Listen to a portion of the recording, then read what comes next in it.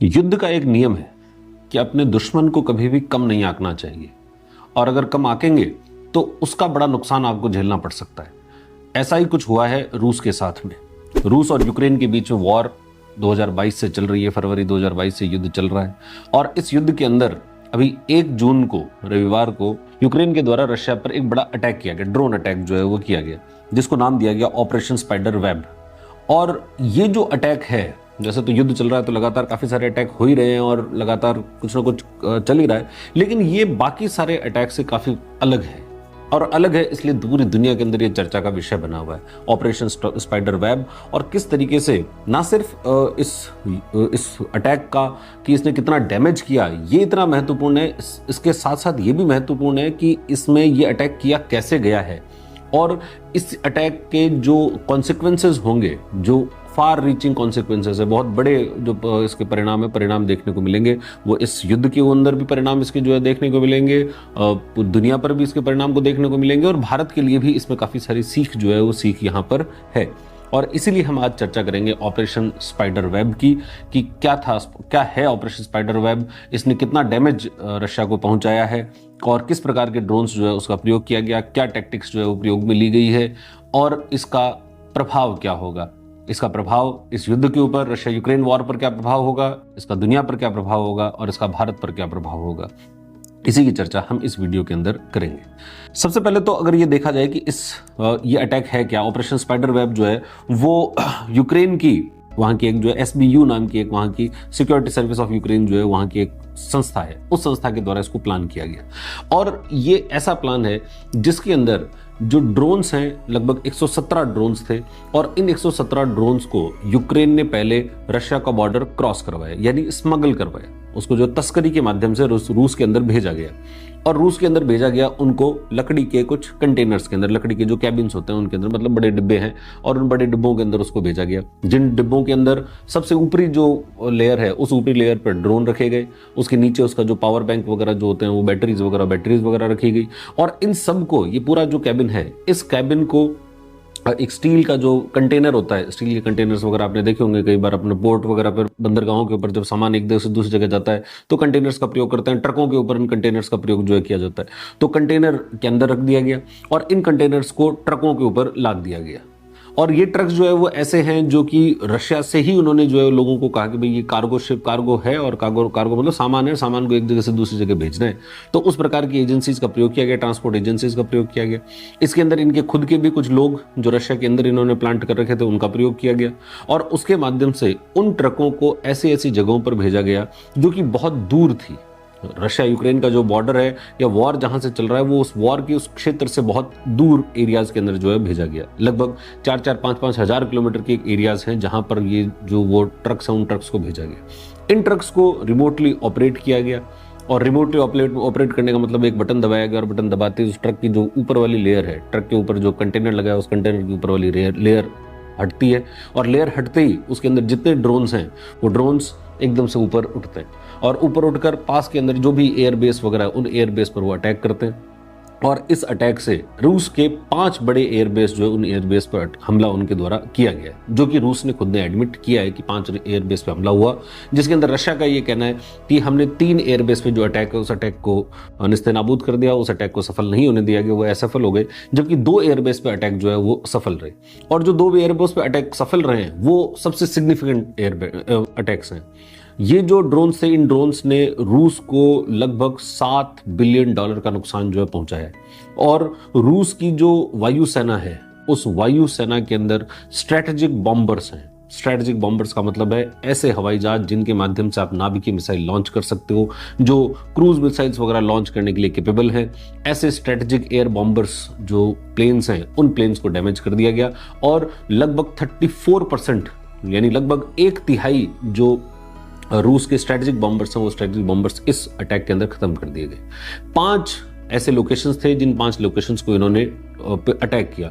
वो सबसे पहला लोकेशन जो है वो था बेलाया एयरबेस। ये बेलाया एयरबेस जो है वो इरकुत्स्क रीजन के अंदर है। ये इरकुत्स्क रीजन जो है वो रूस के अंदर साइबेरिया का जो इलाका है वो साइबेरिया के इलाके के अंदर पड़ता है। और ये मतलब अगर देखा जाए रशिया यूक्रेन का बॉर्डर देखा जाए तो उस बॉर्डर से लगभग 4000 किलोमीटर की दूरी है, 4000 से भी ज़्यादा किलोमीटर की दूरी पर जो है वो ये है। यानी इतनी दूरी के ऊपर जाकर अटैक करना, और ये अटैक जो है वो सिंपल किसी मिसाइल से उनसे तो पॉसिबल था नहीं, और इन्होंने इस वजह से इस प्रकार की टैक्टिक्स का प्रयोग किया गया जिसके अंदर ड्रोन को पहले स्मगल किया गया और स्मगल करके और ऐसे इन एयरबेस के पास में ले जाया गया और पास में ले जाकर फिर अटैक जो है अटैक किया गया। दूसरा अटैक जो है वो उन्होंने मुर्मांस्क, जो ओलानिया बेस है मुर्मांस्क में, उसके ऊपर किया गया। मुर्मांस्क का रीजन जो है वो रशिया के अंदर देखे जाए तो रशिया के अंदर नॉर्थ वेस्ट के अंदर पड़ता है। ये फिनलैंड के आसपास का जो एरिया है, और ऊपर अगर देखें तो नॉर्वे के पास में भी ये बॉर्डर, ये जो एरिया ये लगता है। मुर्मांस्क में एक पोर्ट भी है, बहुत महत्वपूर्ण पोर्ट है रशिया का। तो उस मुर्मांस्क जो एरिया है, उस मुर्मांस्क एरिया के अंदर एक एयरबेस था जिसका नाम था ओलानिया एयरबेस, और उसके ऊपर भी अटैक किया गया जिसके अंदर भी सबसे ज्यादा डैमेज जो है वो रशिया को हुआ। इन दोनों एयरबेस के अंदर जो अटैक, और ये दोनों ही एयरबेस जो है वो यूक्रेन से देखा जाए तो बहुत दूर थे, और इस वजह से रशिया मतलब इस गलतफहमी में था कि अपने यहाँ पर इतनी दूर कोई अटैक थोड़ी होता है। मतलब जो वॉर चल रहा है वो वॉर तो सिर्फ वॉर की टेरिटरी में चल रहा है, सिर्फ एक जो बॉर्डर के इलाके हैं, बॉर्डर के इलाकों में युद्ध चल रहा है, बाकी इंटरनल एरियाज जो हैं वो सेफ है। और ये जो गलतफहमी थी, गलतफहमी इस अटैक से दूर हो गई। 3 और क्षेत्र जो है वो उसमें रखे गए, जिसमें इवानोवा, रायजान और आमुर रीजन जो है वो तो इवन इरकुत्स्क के भी आगे है, और ये जो आमुर रिवर आती है, आमुर रिवर वाला जो रशिया और इसके बीच में, चाइना के बीच में ये रिवर चलती है, और वहाँ पर ये जो बॉर्डर इलाका है उस बॉर्डर इलाके के ऊपर ये आमुर रीजन है, और इसके ऊपर भी अटैक जो है अटैक हुआ है। यानी ये अटैक्स जो है वो रशिया के बहुत डीप इनसाइड जाकर अटैक्स किए गए हैं। और इनके अंदर रशिया के अगर एयरप्लेन्स की बात करें तो रशिया के Tu-22M3 जो स्ट्रेटेजिक बॉम्बर्स और Tu-95 स्ट्रेटेजिक बॉम्बर्स जो है उनको उन्होंने समाप्त कर दिया। ये स्ट्रेटेजिक बॉम्बर्स जो है वो पुराने स्ट्रेटेजिक बॉम्बर्स थे, और मतलब ऐसा माना जा रहा है कि रूस के पास में अब इनको वापस रिप्लेस करने वाला जो है कोई ऑप्शन नहीं है। रशिया ने इनको बनाना बंद कर दिया है, और अब अगर ये खत्म हो गए, तो इसका मतलब रशिया को कंप्लीट लॉस इसके कारण हुआ है। इसके साथ साथ में रशिया का airborne early warning and control system जो AU-50 है, उस AU-50 को भी डिस्ट्रॉय इनके द्वारा, इन ड्रोन्स के द्वारा किए गए। और टोटल अगर लॉस देखा जाए रशिया का इसके अंदर, तो ना सिर्फ उनका मिलिट्री लॉस है बल्कि पैसों का भी लॉस देखा जाए तो लगभग $7 बिलियन का लॉस जो है वो है, जैसा कि यूक्रेन ने क्लेम किया है। कुछ और सोर्सेज ऐसे भी हैं जो कि $2-3 बिलियन के बीच में बताते हैं लॉस को, लेकिन $2-3 बिलियन हो चाहे वो $7 बिलियन, ये लॉस बहुत सिग्निफिकेंट है जो कि रशिया के ऊपर हुआ है। और ये लॉस करने के लिए, इतना बड़ा अटैक करने के लिए जिन ड्रोन्स का प्रयोग किया गया, उन ड्रोन्स की कीमत अगर देखी जाए तो एक ड्रोन की कीमत मात्र $500 है। मतलब लगभग 42,000-43,000 रुपए के अंदर बनने वाला ड्रोन, और उस ड्रोन ने अटैक किया, और अटैक करके ऐसे जो मिलिट्री के प्लेन्स उन्होंने उड़ा दिए, जो प्लेन्स हजारों करोड़ के, तो हजारों करोड़ के प्लेन्स जो हैं उड़ा दिए गए, और वो किसके माध्यम से, एक ऐसे ड्रोन्स के माध्यम से जिनकी कीमत मात्र $500 की है। तो यानी बहुत सस्ते वाले ड्रोन प्रयोग में लिए गए, और जो डैमेज किया गया वो बहुत बड़ा है। यानी अगर कॉस्ट को देखा जाए तो कॉस्ट यूक्रेन की साइड से जो कॉस्ट है वो बहुत कम है, और जबकि रशिया की साइड से कॉस्ट देखा जाए तो वो कॉस्ट बहुत ज्यादा है। इसमें जिन ड्रोन्स का प्रयोग किया गया उन ड्रोन्स को बोलते हैं FPV ड्रोन्स। FPV का मतलब होता है फर्स्ट पर्सन व्यू ड्रोन्स जो है हुआ करते हैं। ये फर्स्ट पर्सन व्यू ड्रोन्स का मतलब होता है जिनके ऊपर, ये ड्रोन्स हैं जिन ड्रोन्स के ऊपर जो है कुछ कैमरा लगा होता है, और ये कैमरा जो है वो कैमरा लगा हुआ है, और इस ड्रोन को ऑपरेट करने वाला जो व्यक्ति होता है, जो उसको चला रहा है, चलाने वाला व्यक्ति होता है, उसके पास में या तो एक स्क्रीन होती है, जैसे इसके पास में कोई लैपटॉप वगैरह है जिस स्क्रीन के ऊपर ये देख सकते हैं, या फिर इनके पास में जो है वो कुछ इलेक्ट्रॉनिक कैमरेज होते हैं, मतलब इलेक्ट्रॉनिक जो गॉगल्स वगैरह होते हैं, वो इलेक्ट्रॉनिक गॉगल्स होते हैं, उनको ये लगा सकते हैं। और उससे वो जो ऑपरेट करने वाला, ड्रोन को ऑपरेट करने वाला, वो देखता रहता है कि उस ड्रोन अब वो कहाँ पहुंचा, उस ड्रोन के आगे की स्थितियां जो है कैसी है। जैसे इसके अंदर वीडियोज भी कुछ ऐसे आए जिसके अंदर ये दिखाया गया कि रशिया का एयरबेस है, और उस एयरबेस पे काफी सारे प्लेन खड़े हैं, और वो जो ड्रोन है वो ड्रोन आ रहा है और उस जो एयरबेस के ऊपर जो प्लेन्स है उन प्लेन्स के ऊपर अटैक कर रहा है, और ये पूरा ऑपरेट जो है ऑपरेट बाहर से बैठे हुए कुछ लोगों के द्वारा इसको ऑपरेट किया जा रहा है। और यूक्रेन ने ये कहा भी कि जितने ड्रोन्स थे उतने ही ऑपरेटर्स भी थे, 117 ड्रोन थे और 117 ही ऑपरेटर्स, हमने उनका भी प्रयोग जो है वो प्रयोग किया गया। और ये जो ड्रोन्स हैं वो इसलिए भी काफी सिग्निफिकेंट है क्योंकि रशिया की जितनी भी जो एयर डिफेंस और जितने भी जो रडार्स वगैरह थे, वो रडार्स इनको ट्रैक नहीं कर पाए। और वो ट्रैक क्यों नहीं कर पाए, तो उसके कई सारे कारण हैं। देखो, सामान्यतः जो एयर डिफेंस सिस्टम वगैरह होते हैं वो काम करते हैं बॉर्डर एरियाज में। लड़ाई चल रही है बॉर्डर पर, और रशिया यूक्रेन के बॉर्डर पर तो सारा एयर डिफेंस सिस्टम आपका बॉर्डर पर एक्टिव है। उनकी साइड से अगर ड्रोन आते हैं तो उनको तो हवा में ही देख लिया जाएगा और उनको हवा में ही खत्म कर दिया जाएगा। जैसे अभी ऑपरेशन सिंदूर के बाद में भारत के अंदर हमने देखा कि पाकिस्तान से बहुत बड़ी मात्रा में जो टर्किश ओरिजिन के ड्रोन्स थे वो ड्रोन्स आए और उनको हमने हवा में ही खत्म कर दिया। लेकिन उसका बड़ा कारण ये था कि वो कहां से आ रहे हैं। उनका ओरिजिनेशन जो है वो ओरिजिनेशन ऐसी जगह है जहां पर आप वो क्रॉस बॉर्डर है और वो हवा में इतने ऊंचे हैं जिसका आप आसानी से उसको जो है वो ट्रैक कर सकते हो। लेकिन ये जो ड्रोन्स थे, ये ड्रोन कोई क्रॉस बॉर्डर नहीं आए, ये पहले स्मगल होकर आए। यानी उस समय तो एयर डिफेंस सिस्टम इसको ट्रैक करने का कोई मतलब ही नहीं बनता कि उस समय तो ये चालू भी नहीं है। और उसके बाद में एयरबेस जो है एयरबेस के बिल्कुल पास आकर इनको जो है वो उड़ाया गया है। उसको उड़ाने के बाद में भी एयरबेस जो सिस्टम्स होते हैं, एयरबेस जहां पर होते हैं वहां पर सामान्यतया ये देखा जाता है कि वहां पर जैमिंग वगैरह का प्रयोग जो है वो किया जाता है। जैमर्स लगे होते हैं और जैमर्स जो आपको ऑपरेट करने वाला व्यक्ति है, इसको चलाने वाला व्यक्ति और जो ड्रोन है, इन दोनों के बीच का जो इलेक्ट्रॉनिक सिग्नल है उस इलेक्ट्रॉनिक सिग्नल को तोड़ देता है। और अगर इलेक्ट्रॉनिक सिग्नल को तोड़ दिया तो वो ड्रोन अपना काम नहीं कर पाएगा। तो लेकिन ऐसा यहां हुआ नहीं। और हुआ क्यों नहीं, तो उसका एक कारण ये भी है कि इस बार जो ड्रोन इन्होंने यूज किए हैं वो ऑप्टिकल फाइबर ड्रोन्स जो है वो, यानी वो ड्रोन्स जो है सीधे कोई इलेक्ट्रॉनिक सिग्नल से कनेक्टेड नहीं है। वो इलेक्ट्रॉनिक सिग्नल से कनेक्टेड ना होने के बजाय वो उनके ऑप्टिकल जो केबल होती है उस ऑप्टिकल केबल से कनेक्टेड है। और केबल से कनेक्टेड है तो उसको इलेक्ट्रॉनिक सिग्नल है नहीं, तो उसका जैमर वगैरह जो है वहां पर कार्य करेगा नहीं। और इसलिए भी ये ड्रोन, ये वाला जो अटैक है वो अटैक रशिया यूक्रेन की तरफ से सक्सेसफुल हो गया। तो इस प्रकार से टेक्नोलॉजी वाइज देखा जाए यूक्रेन ने इसके अंदर बहुत स्मार्टली काम जो है वो किया है और काफी इनोवेटिव तरीके से कार्य करने की कोशिश की है। जबकि रशिया जो है, रशिया के पास में इतना सब बड़ा फ्लीट है, इतना बड़ा सब आपके पास में हथियार है, और इस वजह से रशिया जो है वो एक तरीके से देखा जाए तो इसमें बड़ा आराम से बैठा था कि भाई इसमें हमारा कुछ होने वाला नहीं है और हमारे पास इतने हथियार है, इन यूक्रेन के पास में इतना क्या सामान है, इतना कुछ खास जो है ये कर भी नहीं सकते, हमारे ऊपर बड़ा डैमेज नहीं कर सकते। जबकि ये गलतफहमी उनकी गलतफहमी जो है शायद निकल गई होगी। जो गलती है वो गलती अब रशिया वापस नहीं दोहराएगा, क्योंकि रशिया जो है वो इस वॉर के अंदर काफी कुछ लर्न कर रहा है यूक्रेन से। यूक्रेन को बहुत सारे सपोर्ट जो है वो दूसरे देशों से मिलता जा रहा है। यूएस से बहुत सपोर्ट है उनको, यूरोप से सपोर्ट है, नाटो की जो कंट्रीज है उनके द्वारा सपोर्ट है। इवन इससे पहले भी जो टर्किश बैरेक्टर ड्रोन्स हैं वो बैरेक्टर ड्रोन्स भी उनको दिए गए थे। इस अटैक ने रूस की जो प्लानिंग थी और रूस की जो गलतफहमी थी उस गलतफहमी को भी दूर कर दिया कि यूक्रेन कुछ कर नहीं सकता। यूक्रेन का जो डैमेज है, यूक्रेन ने काफी बड़ा डैमेज किया। और यूक्रेन के राष्ट्रपति ज़ेलेंस्की ने अपनी एक ट्विटर पोस्ट के अंदर ये बताया कि इस जो अटैक, उस अटैक की प्लानिंग ये लोग 18 महीने से कर रहे थे, यानी काफी लंबे समय से इसका प्लानिंग चल रही थी और उसके बाद में इसको एग्जीक्यूट किया गया। एग्जीक्यूशन की जो टाइमिंग है वो भी काफी महत्वपूर्ण है। 1 जून को ये अटैक हुआ है और 2 जून को इस्तांबुल में, टर्की के अंदर जो एक जगह इस्तांबुल, और इस्तांबुल के अंदर रशिया और यूक्रेन इन दोनों के बीच में शांति वार्ता हुई है। तो शांति वार्ता, एक तरफ तो आप शांति वार्ता करना चाहते हो और उससे जस्ट एक दिन पहले आपने जो है इतना बड़ा अटैक जो है इसके ऊपर, रशिया के ऊपर कर दिया। यानी एक तरीके से आप शांति वार्ता में जब जाना चाहते हो तो ये दिखाना चाहते हो कि शांति वार्ता जो है उसके अंदर हम कोई कमजोर लोग नहीं है, हम भी बराबर की बात करेंगे और बराबर की बात करके हमारे जो हित हैं उन हितों की पूरी रक्षा की जाएगी। इससे पहले जब ज़ेलेंस्की अमेरिका गए थे तो सभी लोगों ने देखा था कि अमेरिका के अंदर जो एक तरफ डोनाल्ड ट्रंप और वहाँ के वाइस प्रेसिडेंट जो जेडी वेंस और साथ में ज़ेलेंस्की जो है वो बैठे और उन्होंने बातचीत करना शुरू किया और किस तरीके से उनके बीच में आपस में झगड़ा हो गया था। और वो जो वर्बल झगड़ा था, उस वर्बल झगड़े के अंदर देखा गया कि डोनाल्ड ट्रंप ने एक तरीके से ज़ेलेंस्की को धमकाई दिया था और उन्होंने कहा कि भाई तुम कुछ किसी प्रकार का बोलने लायक हो नहीं, क्योंकि तुम्हारे पास में किसी प्रकार कोई कार्ड्स जो है वो है नहीं, तुम पूर्ण रूप से हमारे ऊपर डिपेंडेंट है। ये जो अटैक है, ये अटैक शायद इसलिए भी किया गया ताकि ये अमेरिका को भी इस बात को बता सके कि भाई हम हमारे लेवल पर भी कुछ कार्य जो है वो कर सकते हैं। क्योंकि बहुत सारे थिंकर ये मानते हैं कि इस अटैक की सूचना उन्होंने अमेरिका को नहीं दी, क्योंकि इसके अंदर जितने भी इक्विपमेंट्स यूज हुए उस इक्विपमेंट में अमेरिकन जो एड थी या अमेरिका की जो मदद थी उस मदद का प्रयोग नहीं किया गया और इसलिए इसकी सूचना जो है अमेरिका को नहीं दी गई। और क्योंकि अमेरिका को दे दी जाती तो अमेरिकी राष्ट्रपति जो है वो इसकी पहले ही घोषणा कर चुके होते कि भाई ये अटैक हमने करवाया है।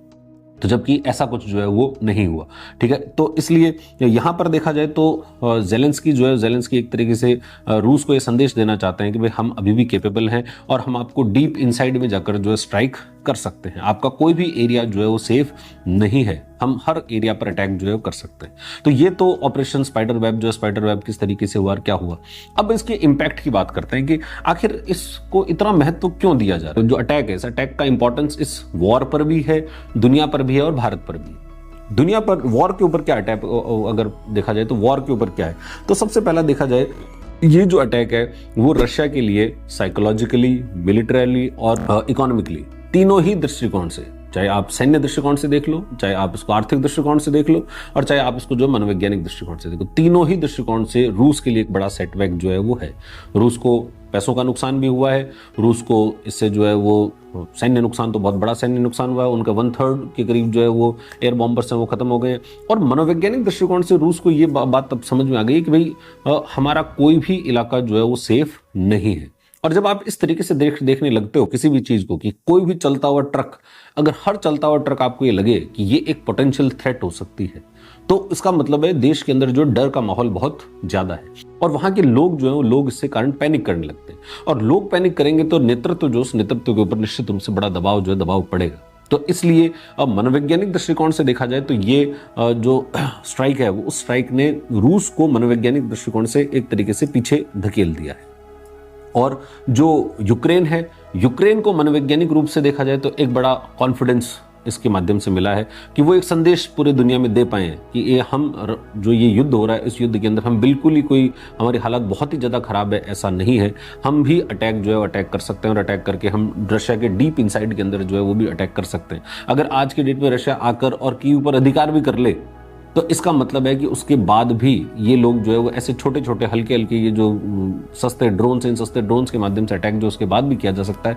यानी पीस, शांति इस रीजन के अंदर अगर ये दोनों सीज फायर करते हैं और कुछ शांति वार्ता कर लेते हैं तब तो ठीक है, लेकिन अगर रशिया आकर और यूक्रेन पर पूरे पर कब्जा कर ले तो शांति से रहने का रशिया का जो है वो आगे भविष्य में वो शांति से रह पाएंगे, ऐसा जो है संभव नहीं हो पाएगा। और तो इसलिए ये तो एक संदेश है, ये मनोवैज्ञानिक दृष्टिकोण की बात है। लेकिन रियल टाइम के अंदर क्या कुछ परिवर्तन हो जाएगा, तो रियल टाइम के अंदर रशिया को लॉस जरूर हुआ है, लेकिन रशिया अभी भी इस वॉर के अंदर अपर हैंड के ऊपर है।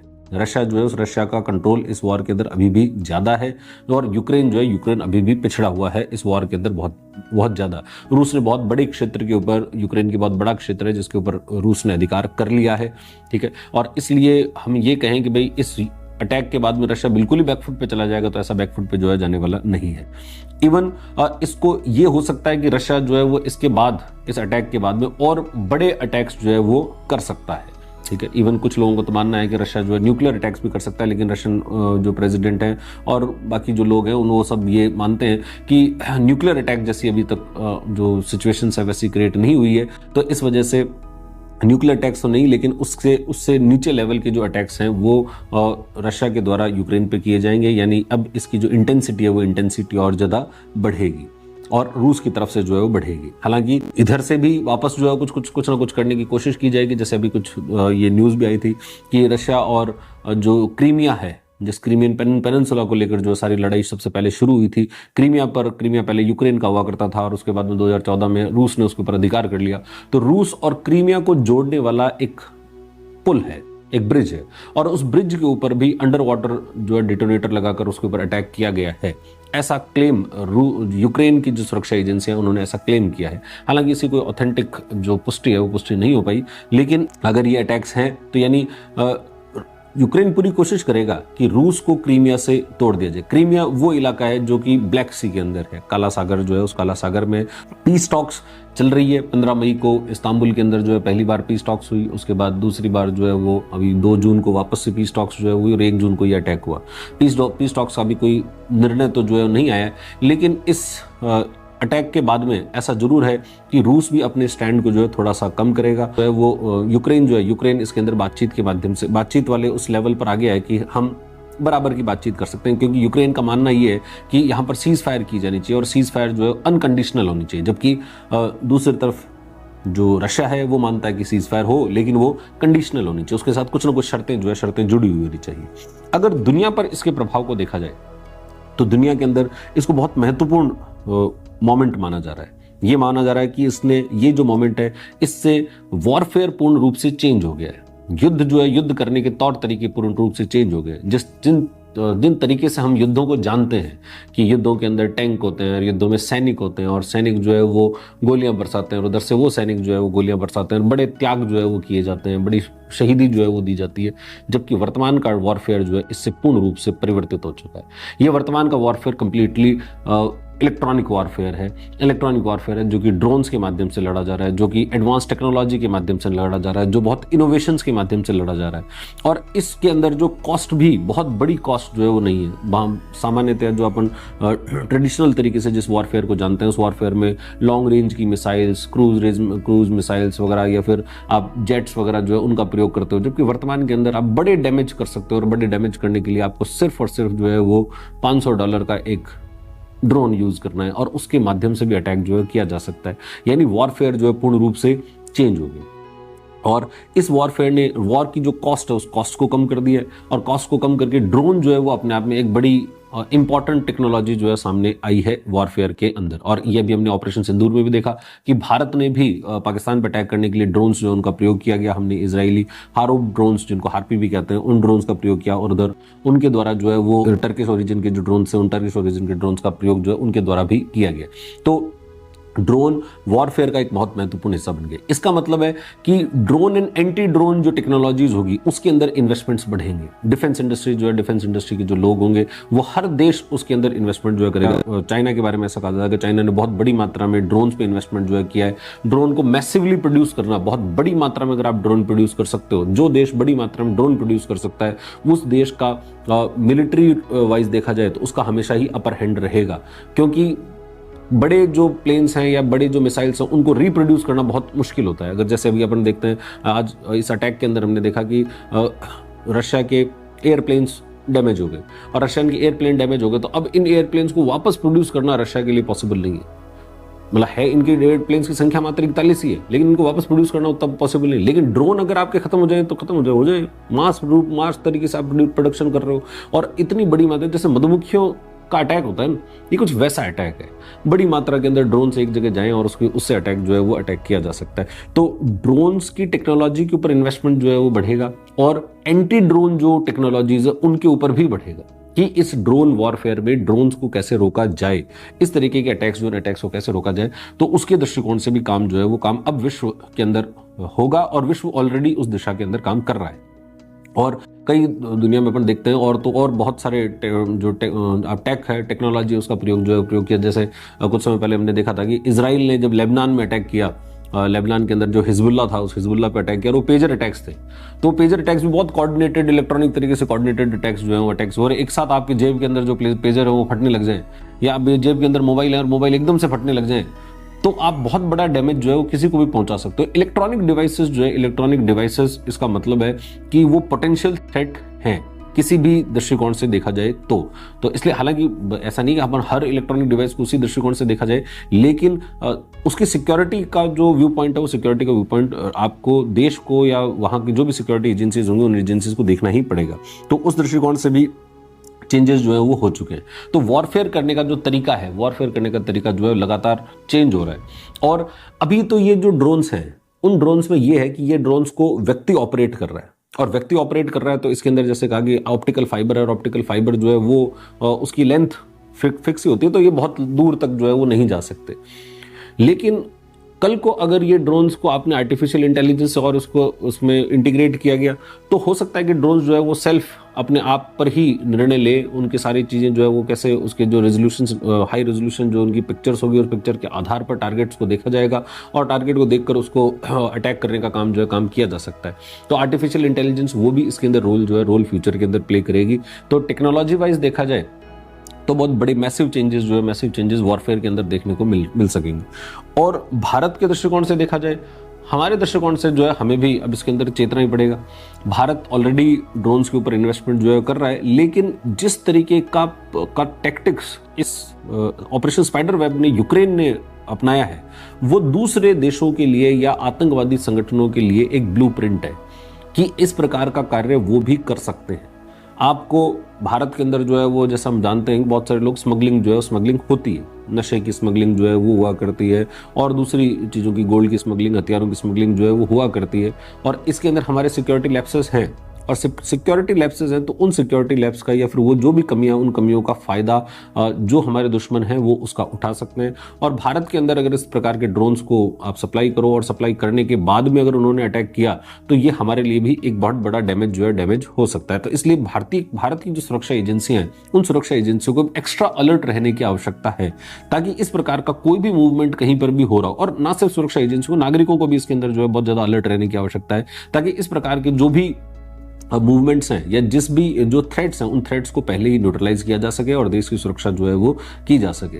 क्योंकि हम जो है वो आसपास में दुश्मन देशों से घिरे हुए हैं और बहुत सारे लोग जो है वो इंटरनली भी इस प्रकार से कार्य करते हैं जो कि दूसरे देशों के लिए कार्य कर रहे हैं। तो हम इंटरनली भी डैमेज जो है, जैसे रशिया के अंदर डैमेज हो सकता है तो भारत के अंदर भी डैमेज हो सकता है। तो इस वजह से इंडिया की सिक्योरिटी एजेंसीज को भी ये जो अटैक था उस अटैक को देखना पड़ेगा और देखकर जो है वो ये भी देखना होगा कि भारत के अंदर इस प्रकार की अटैक ना हो, इस प्रकार की चीज़ें जो है वो ना हो और सिविलियंस की जान जो है वो नहीं जाए। क्योंकि हमारे आसपास में जो देश है वो लो कॉस्ट वॉरफेयर के अंदर, अब उनको तो आनंद ही आ गया होगा कि अच्छा इस तरीके की लो कॉस्ट वॉरफेयर। हालांकि ऑपरेशन सिंदूर के बाद में पाकिस्तान को एक बड़ा संदेश जो है ये जा चुका है कि अगर आप ऐसा हमला करोगे या किसी भी प्रकार के ऐसा प्रयास करोगे तो उसकी बड़ी कीमत आपको चुकानी पड़ेगी। भारत ने डीप जो पाकिस्तान है उस पाकिस्तान के डीप में जाकर हमने बिना ड्रोन के और बिना ड्रोन दोनों के तरीके से जो है वो पाकिस्तान के डीप में जाकर अटैक किया है। तो यानी वो हमने संदेश पहले दे दिया कि वॉर की अपने आप की एक कॉस्ट है।